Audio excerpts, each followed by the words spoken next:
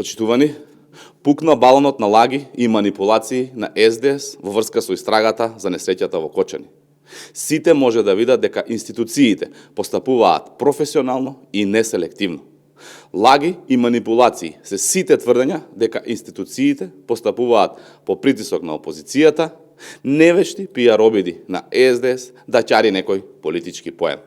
Потенцираме дека МВР и институциите на системот ги доставиле сите потребни докази и информации за несреќата во Кочани до јавното обвинителство уште пред 1 месец. Сите преземени акции од јавното обвинителство до сега и од сега се исклучиво врз основа на доказите кои ги обезбедиле Министерството за внатрешни работи. МВР предаде обемна документација во јавното обвинителство и никој не е поштеден.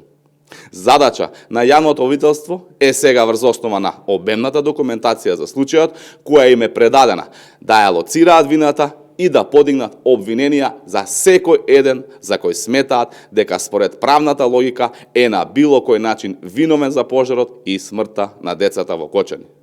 Ниту еден полицаец, функционер или кој да е граѓанин кој имал допирна точка со предметот не е изоставен и се е опфатено во документацијата. Нашиот правен систем е акузаторен, систем во кој МВР и другите органи се база на информации за јавното обвинителство, а јавното обвинителство е тоа кое мора да ја изгради теоријата на случајот. Потенцираме дека МВР на ЈО му доставило преобемна документација и дека со оглед на тоа очекуваме действија по однос на истата да има и во иднина. Постапување по доказите од МВР, откако истите се предадени и преземање на било какви действија е обврска единствено на јавното обвинителство.